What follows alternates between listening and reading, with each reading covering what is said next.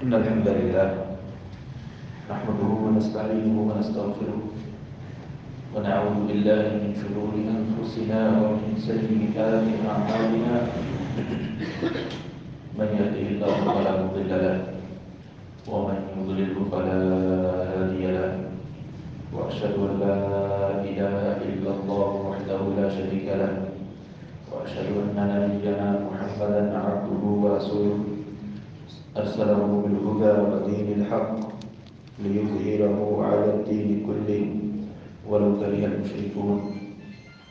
أما بعد، فإن خير الحديث كتاب الله، وخير الهدي هدي محمد صلى الله عليه وسلم، وشر الأمور محدثاتها، وكل محدثة بدعة، وكل بدعة ضلالة، وكل ضلالة في النار.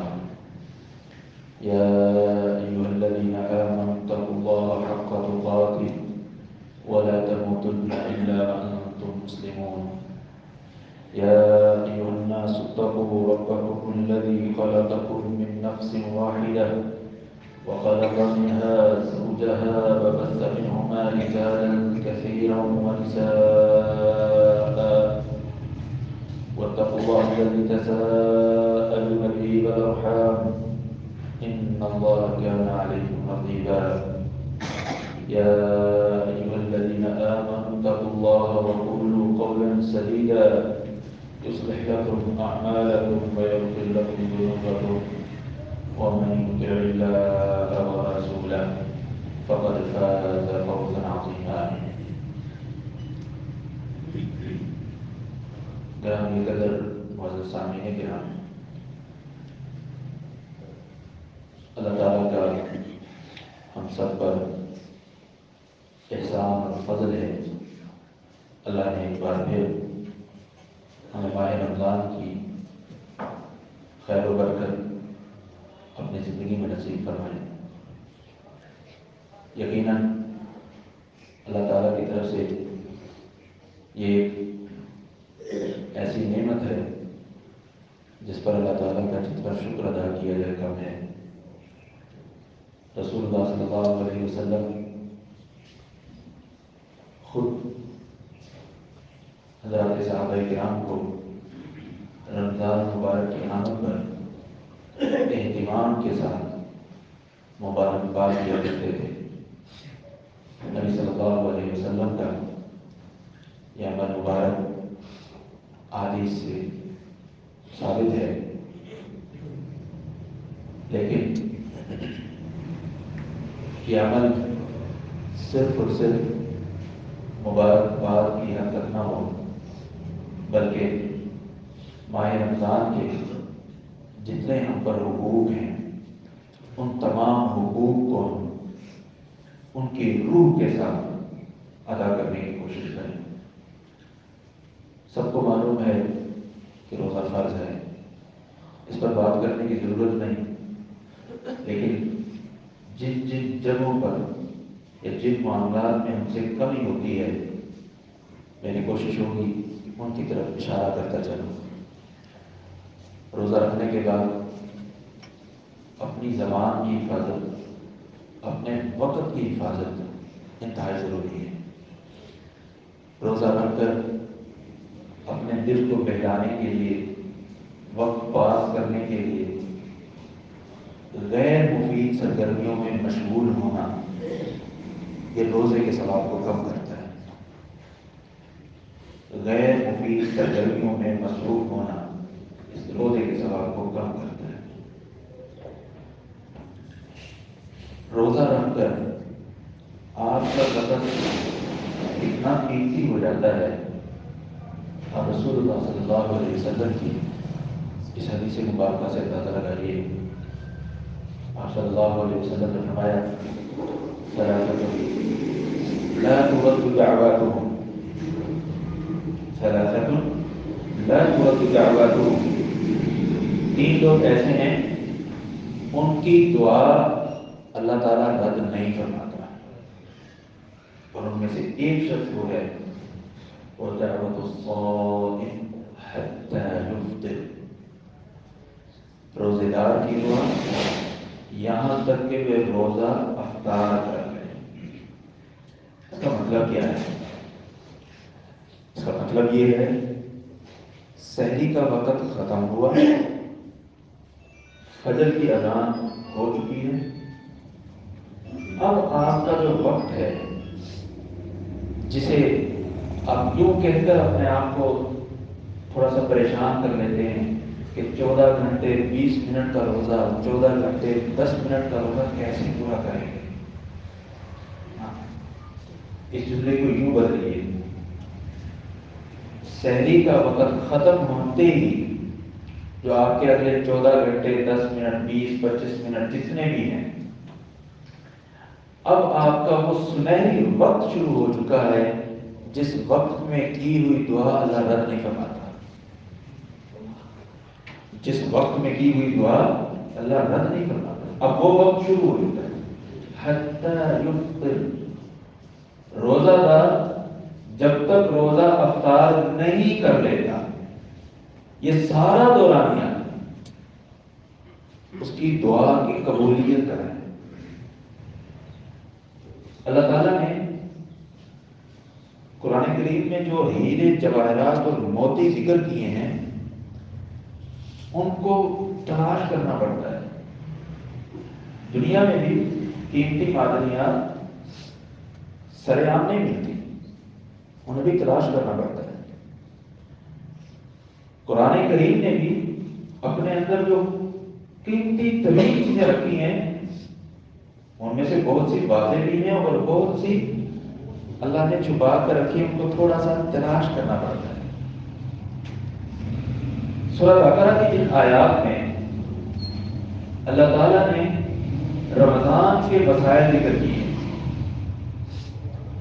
اللہ تعالیٰ نے رمضان کے مسائل ذکر کیے ہیں، ان مسائل کو ذکر کرتے کرتے درمیان میں ایک ایسی چیز کا ذکر کیا ہے جس کا ظاہری طور پر آگے پیچھے سے کوئی تعلق نہیں ہے۔ ظاہری طور پر آگے پیچھے اس کا کوئی تعلق نہیں ہے، اس سے پہلے بھی روزوں کا تذکرہ، اس کے بعد بھی روزوں کا تذکرہ، درمیان میں کیا چیز ہے؟ وَإِذَا سَأَلَكَ عِبَادِي عَنِّي فَإِنِّي قَرِيبٌ أُجِيبُ دَعْوَةَ الدَّاعِ إِذَا دَعَانِ فَلْيَسْتَجِيبُوا لِي وَلْيُؤْمِنُوا بِي لَعَلَّهُمْ يَرْشُدُونَ۔ اس آیت سے پہلے بھی روزوں کے مسائل، اس آیت کے بعد بھی روزوں کے مسائل، درمیان میں یہ کہا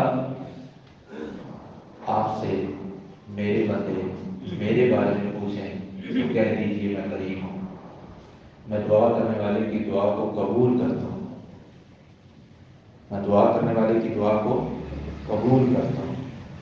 اشارہ دیا اس بات کی طرف کہ رمضان، روزہ اور دعا اس کا آپس میں بڑا گہرا تھا، اور اسی کی طرف واضح لفظوں میں اشارہ رسول اللہ صلی اللہ علیہ وسلم نے اپنی حدیث مبارکہ میں کیا۔ دعا ایک ایسی عبادت ہے جس کے لیے کوئی وقت، جگہ، حالت، کیفیت متعین نہیں ہے۔ آپ نے نماز پڑھنی ہے، وضو ہونا چاہیے، فرض نماز ہے تو اس کا وقت ہونا چاہیے، جس جگہ کرنی ہے وہ جگہ پاک صاف ہونی چاہیے، آپ کا لباس بھی پاک صاف ہو۔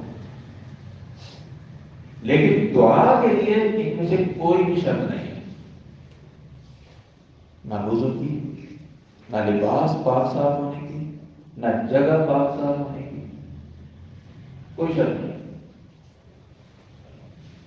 دعا آپ ہر وقت کر سکتے ہیں، یعنی اگر ہم چاہتے ہیں کہ ہم اپنے روزے کو مزید بابرکت بنائیں، روزہ بذات خود بابرکت ہے لیکن اس برکت میں مزید اضافہ کریں، اس کے لیے اللہ تعالیٰ نے ہمیں جو ایک چیز دی ہے وہ دعا ہے، اور جتنی دعا کی ضرورت ہمیں اس وقت ہے شاید اس سے پہلے نہ تھی۔ شاید ملک کے سیاسی حالات دیکھ لیں، وہ بھی وینٹیلیٹر پر ہیں، اقتصادی حالات دیکھ لیں، وہ بھی وینٹیلیٹر پر ہیں، موسمی حالات دیکھ لیں وہ بھی وینٹیلیٹ کریں، فصلیں دیکھ لیں۔ لوگ یہ تو کہہ رہے ہیں کہ فصل تباہ، لیکن یہ نہیں سوچ رہے یہ کس کی آہ تھی جس کی وجہ سے ہماری فصل تباہ ہوئی ہے۔ اللہ تعالیٰ کسی پر ظلم نہیں کرتا، یہ اللہ کا اصول اور ضابطہ ہے۔ اللہ سے بڑی عادل ذات بھی نہیں۔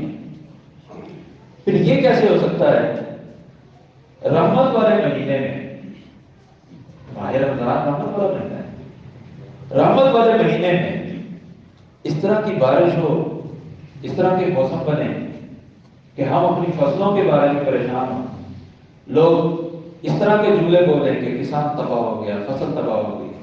ہاں، یہ ہماری ایمان کی کمزوری ہے۔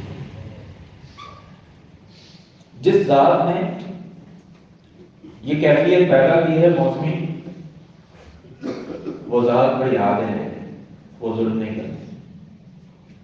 ذرا تھوڑا سا قرید کر دیکھیے ان لوگوں کو جن کی فصلوں کا نقصان ہو رہا ہے، تھوڑا سا قرید کر دیکھیے، ان سے پوچھیے عشر دیتے تھے، زکوٰۃ دیتے تھے، کسی کا مال ہڑپ تو نہیں کیا ہوا، کسی کی قبضے کی زمین تو نہیں ہے، کسی کی وراثت کی تقسیم میں خواہ میں لیٹ تو نہیں کر رہے۔ آپ قرید کر دیکھیے، ان میں سے کوئی نہ کوئی ایک چیز ضرور ملے گی۔ اللہ کی ذات بڑی عادل اور بڑی رحم کرنے والی ذات ہے۔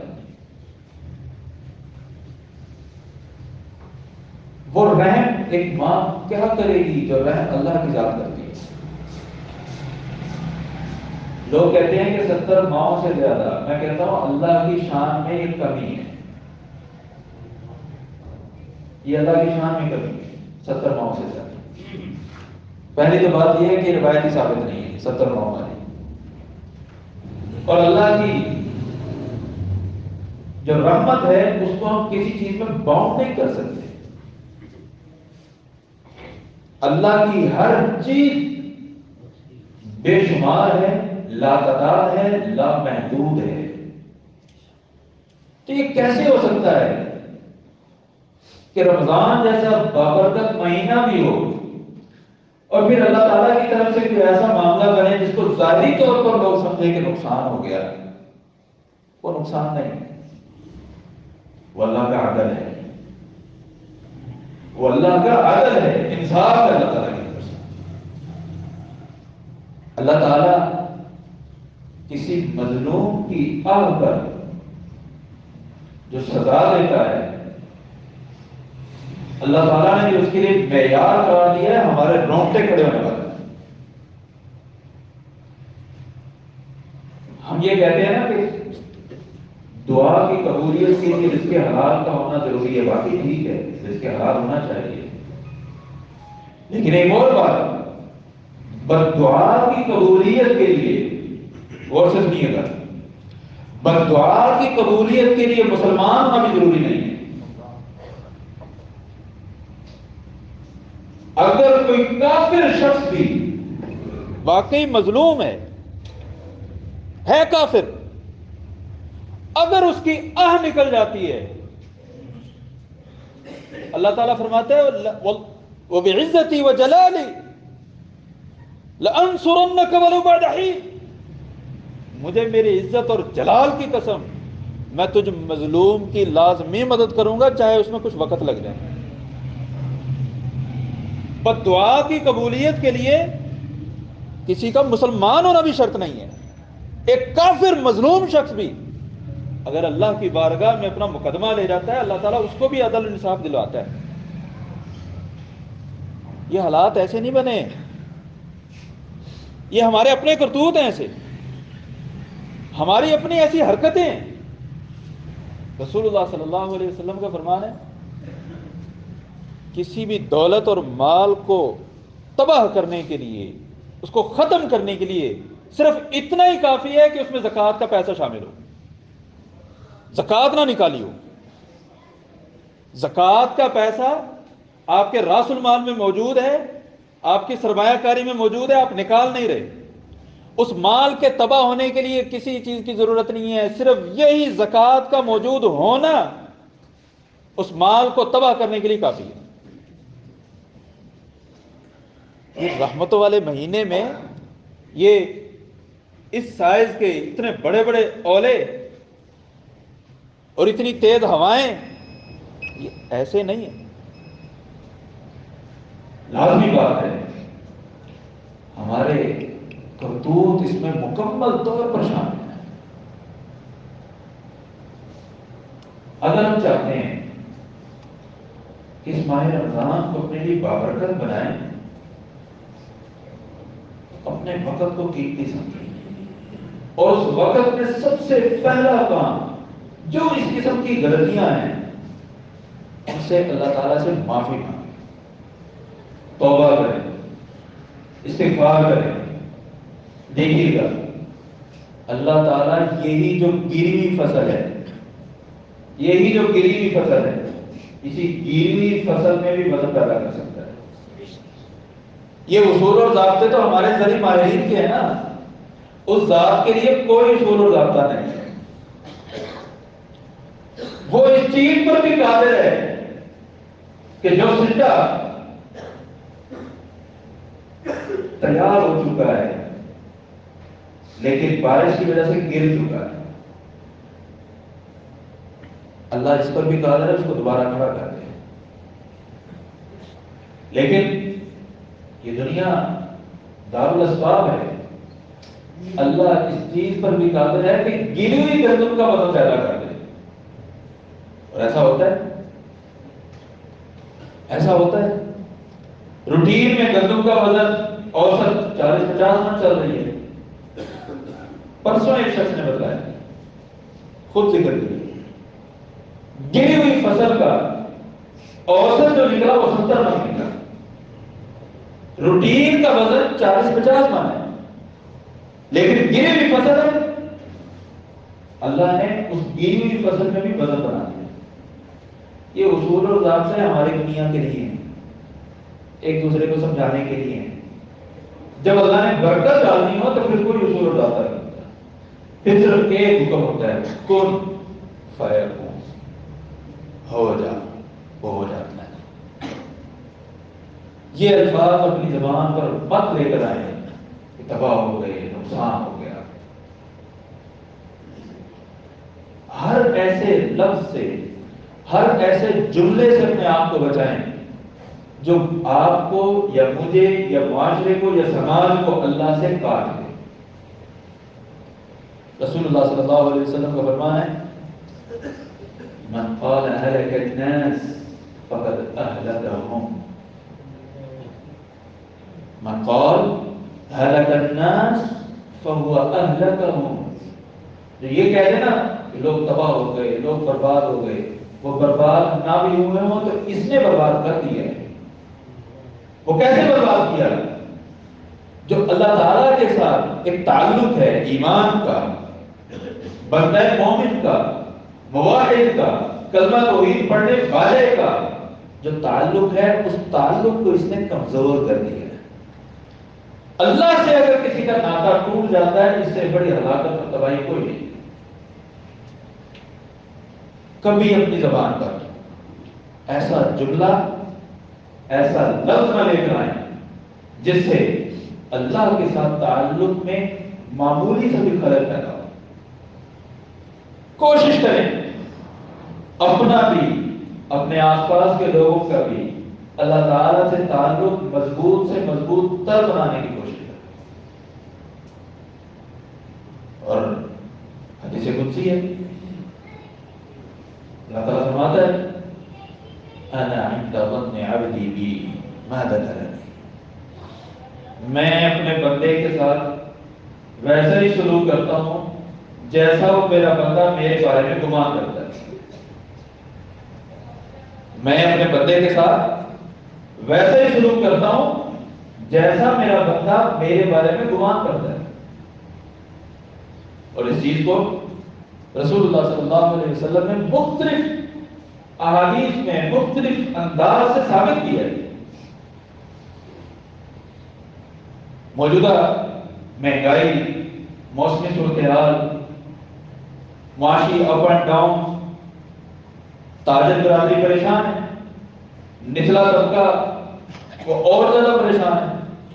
آمدن بڑی نہیں ہے لیکن اخراجات بڑھ چکے ہیں، مقروض ہو رہے ہیں۔ اسی مناسبت سے اور اللہ تعالیٰ کے ساتھ حسن ظن کی مناسبت سے ایک حدیث آپ کے سامنے ذکر کرتا ہوں۔ سیدنا علی بن ابی طالب رضی اللہ تعالیٰ عنہ کے پاس ایک مکاتب غلام آیا۔ مکاتب غلام کہتے ہیں ہے وہ غلام لیکن اپنے آقا سے اس نے اپنی ڈیل کر لی ہے کہ میری قیمت کتنی ہے، میں تمہیں اتنے عرصے میں اپنی قیمت ادا کروں گا، میں تمہیں قیمت ادا کر دوں گا اور میں تیری غلامی سے آزاد ہو جاؤں گا۔ شریعت اس کی بڑی حوصلہ افزائی کرتی ہے، حتیٰ کہ ایسے شخص کو زکات دینا بھی جائز ہے، ایسے شخص کو زکات دینا بھی جائز ہے۔ جب مکاتب غلام سیدنا علی کے پاس آیا اور کہنے لگا علی رضی اللہ عنہ، میں نے اپنے آقا سے ڈیل کی ہے مکاتبت کی، لیکن اب میرے پاس انتظام نہیں ہو رہا، جو میرے ذہن میں پلان تھا وہ پلان پورا نہیں ہو رہا، ساعد نہیں، میری کوئی ہیلپ کر دیں، مدد کر دیں، تعاون کر دیں، چندہ دے دیں۔ سیدنا علی رضی اللہ تعالیٰ نے انہیں چندہ نہیں دیا، کہنے لگے الا اعلمک بکلمات علمنیہن رسول اللہ صلی اللہ علیہ وسلم، میں تمہیں وہ الفاظ نہ سکھاؤں جو مجھے رسول اللہ صلی اللہ علیہ وسلم نے سکھائے۔ پھر سیدنا علی کہتے ہیں وَلَوْ كَانَ عَلَيْكَ دَيْنٌ مِثْلَ جَبَلِ صِيرٍ لَأَدَّى اللَّهُ عَنْكَ۔ تعاون طلب کرنے والے، اگر تم پر صیر پہاڑ جتنا بھی قرض ہوا، پہاڑ جتنا قرض، لَأَدَّى اللَّهُ عَنْكَ، اللہ تعالیٰ تمہاری طرف سے خود ہی چکا لے گا۔ یہ الفاظ سیدنا علی رضی اللہ تعالیٰ عنہ کو کس نے سکھائے ہیں؟ رسول اللہ صلی اللہ علیہ وسلم۔ ان الفاظ میں چیز کیا ہے؟ وہ یہی ہے کہ انسان کا تعلق اللہ تعالیٰ کے ساتھ مضبوط ہونا چاہیے۔ وہ الفاظ کیا ہیں؟ سیدنا علی رضی اللہ تعالیٰ عنہ بتلاتے ہیں وہ الفاظ ہیں اللہم اکفینی بحلالک عن حرامک واغننی بفضلک عمن سواک۔ اللہم اکفینی بحلالک عن حرامک واغننی بفضلک عمن سواک۔ اللہ تو مجھے حلال اتنا دے کہ میں تیری حرام کردہ چیزوں کی طرف توجہ ہی نہ کروں، وَأَغْنِنِي بِفَضْلِكَ عَمَّنْ سِوَاكَ، اور اپنے فضل سے تیرے علاوہ جو بھی ہے سب سے مجھے بے نیاز کر دے، تیرے علاوہ جو بھی ہے سب سے مجھے بے نیاز کر دے۔ یعنی کس سے مجھے جوڑ دے؟ اپنے آپ سے جوڑ دے۔ اللہ سے تعلق جتنا مضبوط ہوگا، اللہ سے لو اور تعلق اور رابطہ جتنا مضبوط ہوگا، اللہ تعالیٰ اتنی آسانی فرمائے گا۔ یہی مفہوم ایک دوسری حدیث میں بھی ہے۔ آپ صلی اللہ علیہ وسلم نے فرمایا جو شخص لوگوں سے قرضہ اس نیت سے لیتا ہے کہ میں نے دینا ہے، جو شخص لوگوں سے قرض اس نیت سے لیتا ہے کہ میں نے دینا ہے، عطا اللہ عنہ، اللہ تعالیٰ ایسے اسباب اور وسائل پیدا فرما دیتا ہے کہ اللہ تعالیٰ اس کی طرف سے وہ سارا قرضہ چکاتا ہے۔ کیوں؟ یہ قرضہ واپس کرنے کی نیت کیوں ہے؟ اللہ کا حکم ہے نا، اللہ کے حکم کی وجہ سے میں نے نیت کی ہے کہ میں نے دینا ہے۔ یہ اللہ کے ساتھ تعلق ہے، یہ اللہ تبارک تعالیٰ کی ہدایات اور تعلیمات پر جو عمل ہے، یہ حقیقی تعلق ہے۔ اللہ سے تعلق وہ نہیں ہے، یا محض وہ نہیں ہے کہ انسان ایک کونے خدرے میں بیٹھ کر ذکر کرتا رہے، وہ بھی اللہ سے تعلق ہے، لیکن اس سے بڑھ کر انسان کا جو عمل ہے وہ اللہ تعالیٰ کی تعلیمات اور طریقے اور ہدایات کے مطابق ہو، یہ سب سے بڑا تعلق ہے۔ تبھی رسول اللہ صلی اللہ علیہ وسلم کی زندگی سے تنہائی میں بیٹھ کر ذکر کرنا، اذکار کرنا، دعا کرنا، قیام اللیل کرنا موجود ہے، لیکن وہ ایک دن کے جو 24 گھنٹے ہیں ان 24 گھنٹوں میں سے کتنا، ان 24 گھنٹوں میں سے وہ کتنا حصہ ہے؟ رات کے نبی صلی اللہ علیہ وسلم نے 3 حصے کیے، ایک حصہ آرام کرتے، دوسرا حصہ قیام کرتے، تیسرا حصہ پھر آرام کرتے۔ یعنی رات اگر 9 گھنٹے کیا تو 3 گھنٹے قیام۔ یہ وہ تنہائی کی عبادت ہے، 24 گھنٹے میں سے 3 گھنٹے، تو باقی 21 گھنٹے کہاں پر ہیں؟ 6 گھنٹے عید کے نکال ہیں، بقایا 18 گھنٹے وہ یہی عملی اللہ تعالیٰ کی ہدایات اور تعلیمات پر عمل ہے۔ انسان جس حالت میں بھی ہو، جس کیفیت میں بھی ہو، اللہ کا شکر مقبول ہے، اور خصوصی طور پر ماہ رمضان میں یہ ایک مہینے کا جو دورانیہ ہے، یہ در حقیقت اگلے 11 مہینوں کے لیے تربیت ہے۔ ہم اگر مالی معاملات میں پریشان ہیں تو اپنی مالی عبادات کو چیک کریں، وہاں پریشانی ہوگی، وہاں خلل ہوگا۔ اگر ہم مالی معاملات میں پریشان ہیں تو اپنی مالی عبادات کو دیکھیں، کیا وقت پر کر رہے ہیں؟ مالی معاملات کو دیکھیں، کسی کا کوئی غلط ہڑپ تو نہیں کیا ہوا؟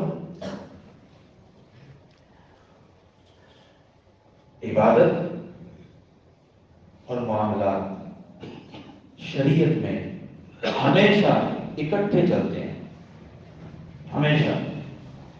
آپ کو قرآن کریم میں کہیں ایسا نہیں ملے گا کہ صرف عبادت کا حکم ہو، معاملات سیدھے رکھنے کا حکم نہ ہو، ایسا کہیں نہیں ملے گا، دونوں آپ کو اکٹھے ملیں گے۔ چھوٹی سی ایک مثال دیتا ہوں،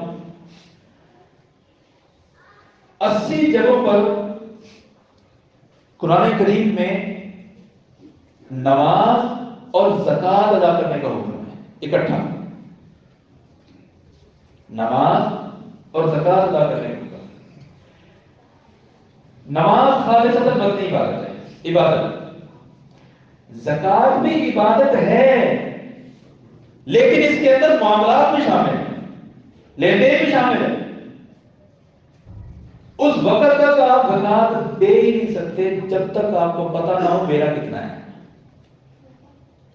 جب آپ کو پتا ہوگا کہ میرا اتنا ہے، اسی کے حساب سے زکوٰۃ دیں گے نا، اور جب آپ کو پتا ہوگا میرا اتنا ہے، باقی کسی اور کا ہے، وہ اس کو دیں گے نا۔ معاملات سیدھے ہوں گے۔ قرآن کریم میں یہ ایک مثال ہے، مگر نا 20 مثالیں ایسی موجود ہیں کہ اللہ تبارک و تعالیٰ نے عبادات اور معاملات دونوں کو اکٹھا ذکر کیا ہے۔ قرآن پاک کی سب سے چھوٹی سورت کون سی ہے؟ سورہ کوثر۔ یہاں پر بھی اللہ تعالیٰ نے دونوں کا ذکر کیا ہے، اِنَّا أَعْطَيْنَاكَ الْكَوْثَرَ فَصَلِّ لِرَبِّكَ وَانْحَرْ، اپنے رب کے لیے نماز پڑھ اور قربانی کر۔ یہ قربانی کیا ہے؟ زکوٰۃ جیسی عبادت ہے، مالی بھی ہے اور اس میں معاملات بھی ہیں۔ زکوٰۃ اب قربانی کر کے جانور کا گوشت تقسیم کریں گے نا، دوسروں کو دیں گے نا۔ زکوٰۃ نماز بھی ادا کرنی ہے اور اپنے معاملات کو بھی سیدھا رکھنا ہے۔ سورہ قریش دیکھ لیجیے، وہاں پر بھی اللہ تعالیٰ نے ان دونوں چیزوں کو اکٹھا رکھا ہے۔ لِإِيلَافِ قُرَيْشٍ إيلاف رحلة الشتاء والصيف. یہ رحلة الشتاء والصيف کیا ہے؟ یہ معاملات ہیں، سردی اور گرمی کی تجارتی سرگرمیاں ہیں. کیا کرنا ہے پھر؟ فَلْيَعْبُدُوا، عبادت آ گئی. تجارت اس کے ساتھ ہی عبادت. قرآن کریم میں ایسی بیسیوں مثال ہیں کہ اپنی زندگی کو اگر بیلنس رکھنا ہے تو عبادت اور معاملات، حقوق اللہ اور حقوق العباد، ان دونوں کو اکٹھے لے کر چلنا. دونوں میں بات ہوں گے تو کامیابی ہوگی، دونوں میں سے کسی ایک میں خلل ہوگا تو ناکامی ہوگی. اپنے مال کی زکوٰۃ، عشر، صدقات لازمی ادا کیجیے. اس سے متعلقہ جو مسائل ہیں اہل علم سے ملیے، پوچھیے کہ کن کن چیزوں میں زکوٰۃ ادا کرنی ہے، کیسے کرنی ہے. مختصر انداز میں تین چار جو مین مسائل ہیں آپ کو ذکر کرتا ہوں. سونے کا جو زکوٰۃ جو نصاب ہے گراموں میں دیکھا جائے تو 85 گرام ہے. خالص سونا 85 گرام آپ کے پاس ہے تو اس پر زکوٰۃ واجب ہے. خالص چاندی 595 گرام ہے تو اس پر زکوٰۃ واجب ہے. لیکن ہمارے پاس جو سونا ہوتا ہے زیور کی شکل میں وہ خالص نہیں ہے. اس کا خالص پن کیسے نکالیں گے؟ بڑا آسان طریقہ ہے. جتنا آپ کے پاس وزن ہے سونے کا گراموں میں اور جو اس کا کیرٹ ہے، جتنا وزن ہے اور جو اس کا کیرٹ ہے، اس کو آپس میں ضرب دیں گے. جواب کو 24 پر تقسیم کریں گے. خالص ترین سونا 24 کیرٹ کا ہوتا ہے جس میں 99.99 خالص پن ہوتا ہے. 100% ماہرین اس کو بھی نہیں کہتے. اگر آپ کے پاس فرض کریں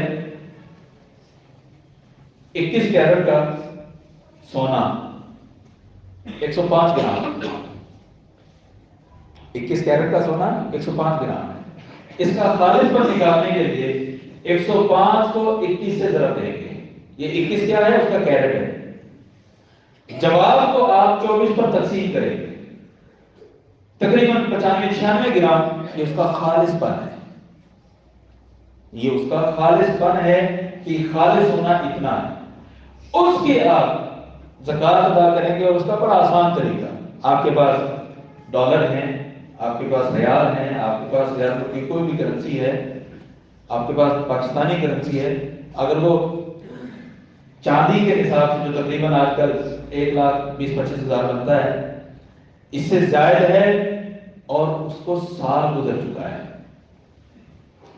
کیفیت چاہے تبدیل ہوتی رہی ہے لیکن ملکیت آپ کی رہی ہے.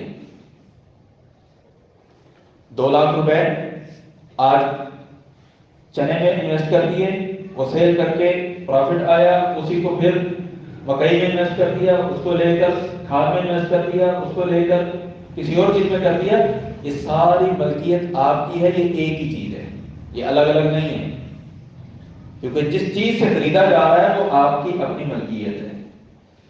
جتنی بھی رقم ہے آپ کے پاس اس کو 40 سے تقسیم کریں گے. یہ 2.5% ہوگا، 40 کا حصہ ہوگا. 2 لاکھ ہے، 40 پر تقسیم کریں گے، جواب 5,000 ہے. 5,000 اس کی زکوٰۃ. ایک آدمی کے پاس، ہمارے گھروں میں یہ غلطی عام طور پر پائی جاتی ہے، بیوی کو سونا دیا ہے، کہتے ہیں جی بیوی کا ہے، یہ سونا بیوی کا ہے تو زکوٰۃ کون دے گا؟ بیوی دے گی. نہیں، ایسے نہیں. پہلے اس کی ملکیت دیکھے، اس کی مالک کون ہے. جو مالک ہے زکوٰۃ بھی وہی دے گا. اب ملکیت کا پتہ کیسے چلتا ہے؟ اس کے لیے ایک سوال.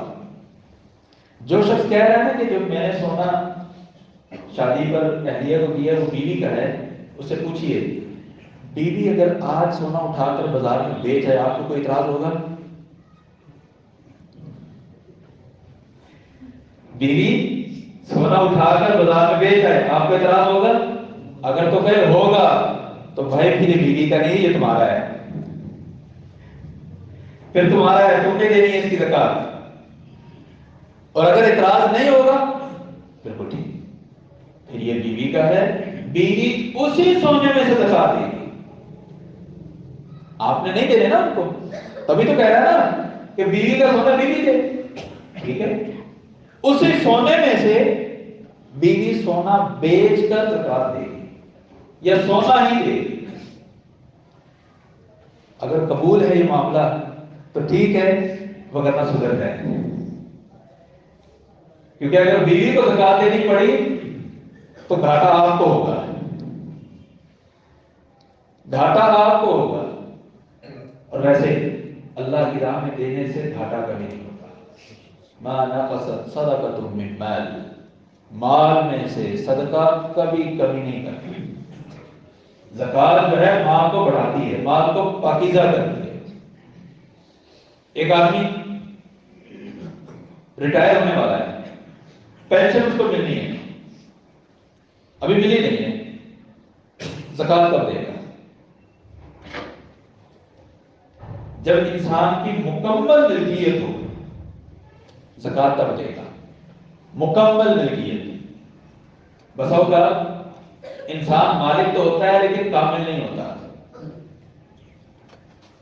پینشن میں ملنے والی رقم گریجویٹی فنڈ اور جی پی فنڈ اور دیگر چیزوں کو آگے پیچھے کر کے وہ ہے تو اسی کی تنخواہ سے کٹوتی ہوا ہوگا، لیکن وہ جو پیسہ موجود ہے اس کو یہ خرچ نہیں کر سکتا، آگے پیچھے نہیں کر سکتا، پابندی ہے۔ جب اس کو ملے گا تب کر سکتا ہے۔ یہاں اس کی ملکیت تو ہے لیکن کامل نہیں ہے، جب ملے گی پینشن اس وقت زکات ادا کرے گا۔ آپ 1 کروڑ کے بنگلے میں رہتے ہیں، رہائش ہے، کوئی زکات نہیں۔ 2 کروڑ کی گاڑی ہے، کوئی زکات نہیں، ذاتی استعمال کی، کوئی زکات نہیں۔ 20 لاکھ کا ایک کوئی بھی انسٹرومنٹ، کوئی بھی اوزار 5 لاکھ کا 6 لاکھ کا بیچنے کے لیے ہے، اس پر زکات ہے۔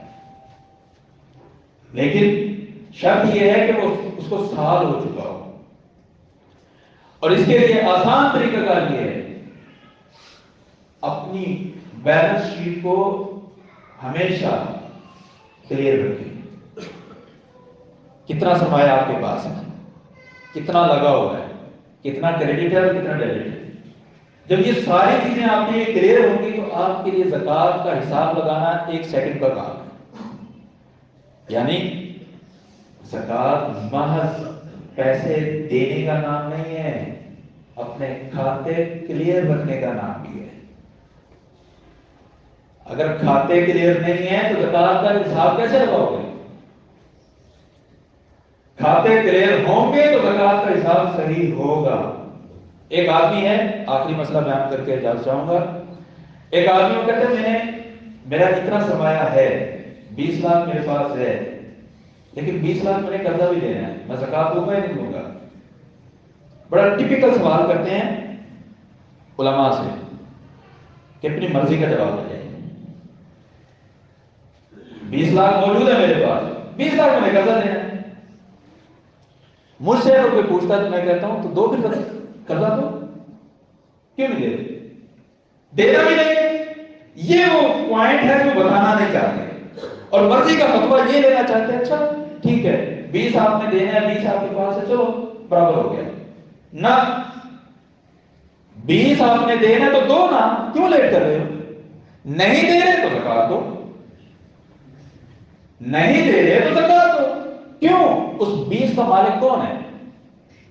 تم ہی ہو نا، چاہے اس کو دے دو چاہے اس کو کہیں اور انویسٹ کر دو، تمہاری ملکیت اس پر کامل ہے، لہذا تم اس کی زکات دو گے۔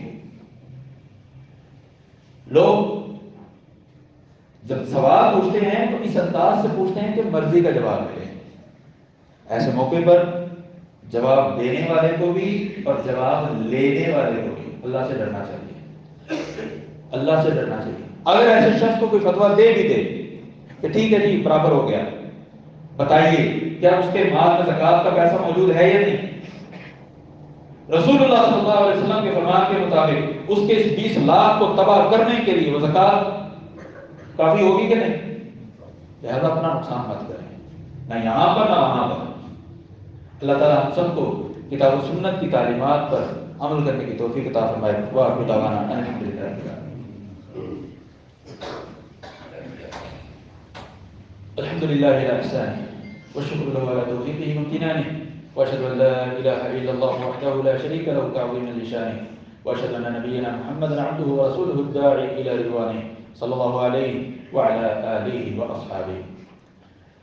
محترم سامعین کرام، ماہ رمضان کا چاند نظر آیا اور اس کے اعلان میں کچھ تاخیر ہوئی۔ اس تاخیر پر کچھ لوگوں کی طرف سے فتاوی بھی آئے کہ آپ روزہ رکھیں گے تو نفل کی نیت سے کریں گے، اور اگر بعد میں پتہ چلتا ہے کہ نہیں یہ رمضان کا ہی روزہ تھا تو آپ کو قضا دینے کی بھی ضرورت نہیں ہے۔ مہذب ترین میں اس فتوے کے متعلق اگر لفظ استعمال کروں تو میں یہ کہوں گا یہ پیدل فتویٰ ہے، بالکل پیدل فتویٰ۔ فقہ حنفی کے مطابق بھی نہیں، فتویٰ دینے والا اگرچہ حنفی ہے لیکن یہ فقہ حنفی کے مطابق بھی نہیں۔ اللہ تعالیٰ ہدایت دے ایسے لوگوں کو۔ تاخیر جو ہوئی ہے وہ صرف اور صرف تصدیق کے مراحل میں ہوئی ہے، یہ نہیں ہے کہ رات 10:10 پر چاند نظر آیا ہے، نہ۔ لوگ اس کو اس انداز سے بیان کرتے ہیں جی رات کیا چاند چڑھ رہا ہے جی، نہیں، رات کو واقعی نہیں چڑھتا چاند، چاند اپنے وقت پر ہی تھا، لیکن جس شخص نے چاند دیکھا ہے اس شخص کے متعلق جو تصدیق کا مرحلہ ہے اس مرحلے میں وقت لگا ہے۔ پھر مختلف علاقوں سے گواہیاں اور شہادتیں موصول ہوئی تھی، اور پھر اللہ کا فضل ہے کل جو چاند تھا اس نے سب کچھ واضح کر دیا کہ 55 غروب آفتاب کے 55 منٹ بعد بھی چاند نظر آ رہا تھا، 55 منٹ کے بعد بھی چاند نظر آ رہا تھا۔ تو یہ جو رؤیت ہلال کا اعلان کیا گیا بالکل ٹھیک کیا گیا، اس میں کسی قسم کی کوئی کمی نہیں تھی، اور جن لوگوں نے اس قسم کا شوشہ چھوڑا کہ نفل روزہ رکھا جائے، بالکل غلط، بالکل غلط، کیونکہ ساتھ میں وہ یہ بھی کہہ رہے تھے کہ یہ شک کا روزہ ہے۔ اگر شک کا روزہ تو ویسے ہی نبی صلی اللہ علیہ وسلم نے منع فرمایا، من صام یوم شک فقد عصى ابا القاسم، جو شک کے روزے دن کا روزہ رکھے اس نے ابو القاسم صلی اللہ علیہ وسلم کی نافرمانی کی۔ تو اس لیے جو اس قسم کے لوگ ہیں جن کی طرف سے فتوے وغیرہ آئے، آپ یہ سمجھ سکتے ہیں کہ ان کی علمی صلاحیت اور ان کی قابلیت کس حد تک مستند ہے۔ اللہ تعالیٰ ہم سب کو اس قسم کے لوگوں سے محفوظ رکھے، اور اللہ تبارک و تعالیٰ نے ماہ رمضان کے روزوں کو ان کا حق ادا کرتے ہوئے رکھنے کی توفیق عطا فرمائے۔ آخری بات، جب کبھی ماہ رمضان جمعرات یا جمعے سے شروع ہو تو اس کی جو درمیانی رات ہوتی ہے، رمضان کی درمیانی رات 14 تاریخ، اس کے متعلق ایک من گھڑت بات مشہور کی جاتی ہے۔ اگر اس رات کے متعلق آپ کوئی عجیب و غریب بات سنیں تو سمجھ لیجیے گا کہ وہ غلط ہے۔ میں وہ بات بتانا نہیں چاہتا کیونکہ جب وہ ہے غلط، جب وہ بات ہے غلط، تو اگر آپ آئندہ دنوں میں وہ بات سنیں تو سمجھ لیجیے گا کہ وہ غلط ہے۔ اللہ تعالیٰ ہم سب کو صحیح احادیث اور قرآن کریم کی تعلیمات پر عمل کرنے کی توفیق عطا فرمائے۔ عباد اللہ ان اللہ امرکم بامر عظیم فقال فی محکم التنزیل ان اللہ وملائکتہ یصلون علی النبی یا ایھا الذین آمنوا صلوا علیہ وسلموا تسلیما۔ اللهم صل على محمد وعلى ال محمد كما صليت على ابراهيم وعلى ال ابراهيم انك حميد مجيد۔ اللهم بارك على محمد وعلى ال محمد كما باركت على ابراهيم وعلى ال ابراهيم انك حميد مجيد۔ وارض اللهم عن الخلفاء الراشدين ابي بكر وعمر وعثمان وعلي وعن سائر الصحابه اجمعين وعنا معهم بمنك وكرمك يا اكرم الاكرمين۔ اللهم اعز الاسلام والمسلمين، اللهم اعز الاسلام والمسلمين، اللهم دمر اعداءك اعداء الدين، اللهم علیک بہم فإنہم لا یعجزونک. یا اللہ ملک پاکستان کی حفاظت فرما. یا اللہ تمام اسلام ممالک کی حفاظت فرما. یا اللہ ہماری معیشت کی حفاظت فرما. یا اللہ ہمارے ملک کی حفاظت فرما. یا اللہ جہاں کہیں بھی مسلمان موجود ہے یا اللہ سب پر اپنی رحمت کی برکھا نازل فرما. یا اللہ ہم سب کی جھولیوں کو رحمتوں سے بھر دے, برکتوں سے بھر دے. یا اللہ ہم سب کی جھولیوں کو رحمتوں سے بھر دے, برکتوں سے بھر دے.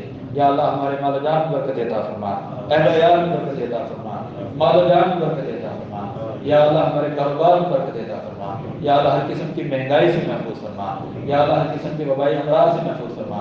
یا اللہ جو مسلمان فوت ہو چکے ہیں پروردگار ان کی قبروں کو جنت کا گہوارہ بنا. یا اللہ جو مسلمان فوت ہو چکے ہیں ان کی قبروں کو جنت کا گہوارہ بنا. یا اللہ ہم سب کو اپنے اساتذہ کے لیے, اپنے والدین کے لیے صدقہ جاریہ بنا. یا اللہ ہم سب کے شاگردوں کو اور ہم سب کی اولادوں کو ہم سب کے لیے صدقہ جاریہ بنا. یا اللہ ہماری نوجوان نسل کی حفاظت فرما.